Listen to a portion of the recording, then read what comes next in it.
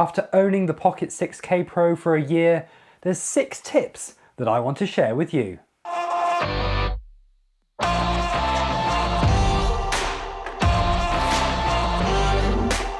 Hello, my name is Jonathan Palfrey and welcome back to my YouTube channel. Please like and subscribe as always, as it massively helps me out.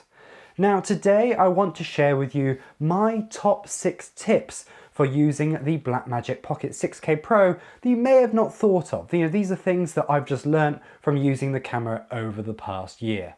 Number 1, calibrating the screen. This is a feature that was added as an update, well, because there was a lot of issues with the screens when the Blackmagic Pocket 6K Pro initially came out.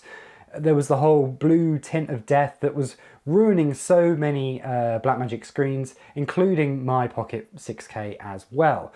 Well, the good news, Blackmagic listened, and in their next firmware update they actually included a calibration feature for the screen. This is really unique. You don't get it in any other camera, and actually it's such a useful feature because no screen is ever perfect. My advice, as soon as you get your Blackmagic 6K Pro, go to the calibration settings and make sure you set it so it looks good. Now, I can't tell you exactly what settings to use. It will depend on your screen, and unfortunately there is no easy way of checking if the screen is actually correct.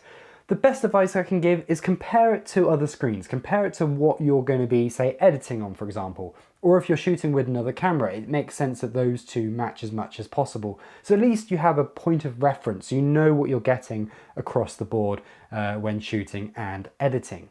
My second tip is you don't actually need a cage. I know that's the thing. Everyone on YouTube talks about building up their rigs, getting cages for their cameras. And I have to say, after owning it for a year, you don't need one. Yeah, there are times that it would be useful, and if you want to use a top handle, then yes, I would recommend getting a cage because the single screw on top isn't going to be strong enough. That said, I've travelled the world with this camera. It's been in all sorts of shooting situations.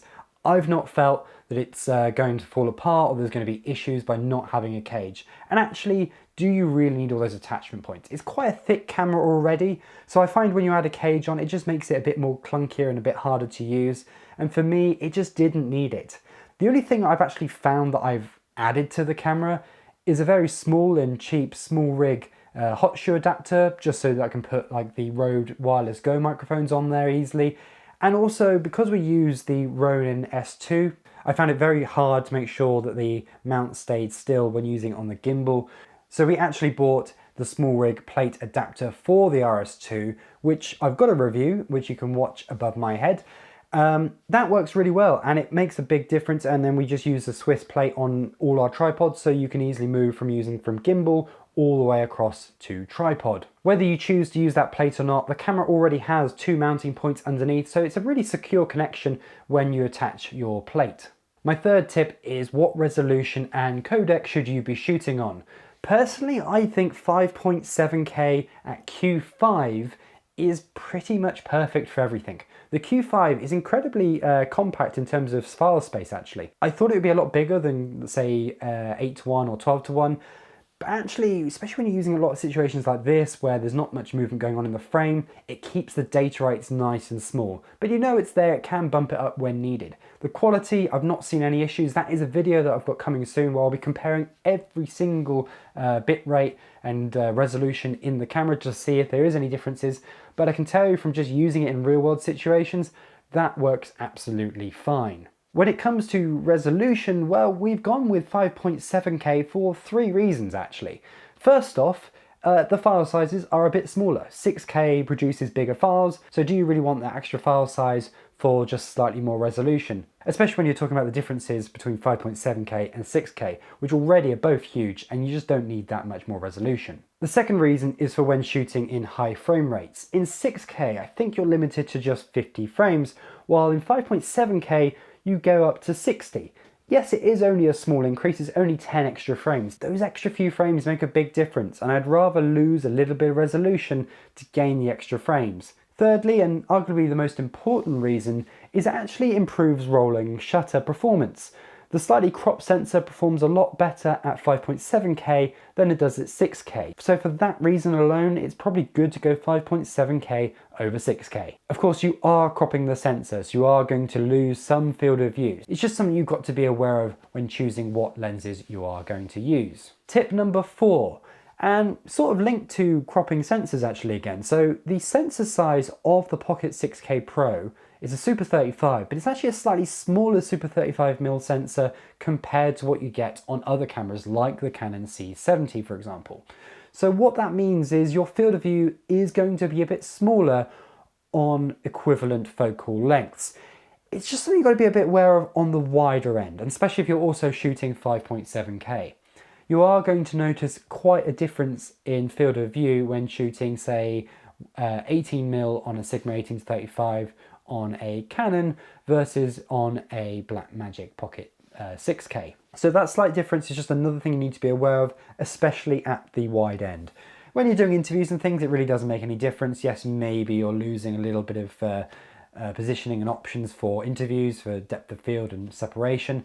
But for me, that doesn't make a huge difference. Where it does make a difference is when you're on a gimbal. And actually we use a Laowa 12mm lens when we want to get really wide shots, because actually we find time it crops in because of the sensor and because of the 5.7K crop, it becomes quite a nice sort of, 20mm equivalent on a full frame, or maybe 16-ish mil compared to a Super 35 sensor from the cameras like the Canon C70. Speaking of lenses, tip number 5, get the Sigma 18-35mm if you don't already own one. I know it's sort of a cliche thing, and there seems to be a lot of backlash about that lens. People seem to really hate it in sort of Facebook groups and everything. But it's a great lens. There's a reason why it was so popular when it came out, and why it's been like the lens of YouTube and the lens of choice for Blackmagic cameras for so long. Yes, it is cropped, so if you move on to full frame in the future, you probably won't be able to carry on using it, but it's such a good lens. You can probably pick up a second-hand one. It's incredibly sharp. It produces good colors. I really like the focus ring on it. Of course, that 1.8 aperture, which is really nice, just to give you that nice shallow depth of field on even though it's only a Super 35 sensor. There's just so many good reasons to go for that lens. And we actually bought 2 of them because we love that lens so much. We want to make sure every kit has one. And it's just one of those lenses that just keeps performing. It's been with me on every single shoot that we've done, and it will continue to be on all those shoots as long as we're using crop sensor cameras. Finally, tip number 6, buy the Blackmagic NPF batteries. Yes, there are cheaper ones on Amazon, although these aren't actually that expensive. In the UK, they're like 27-30 quid. They're not that bad at all. They're a bit more pricey than what you can get on Amazon. They're a bit harder to find as well, but they're well worth it. You may not realize, but they actually have a slightly bigger capacity compared to pretty much all the other options out there on Amazon. And it doesn't sound like much, it's like 4 or 5 watt difference compared to the cheaper Amazon ones, but it makes a huge difference. This camera doesn't have very good battery life.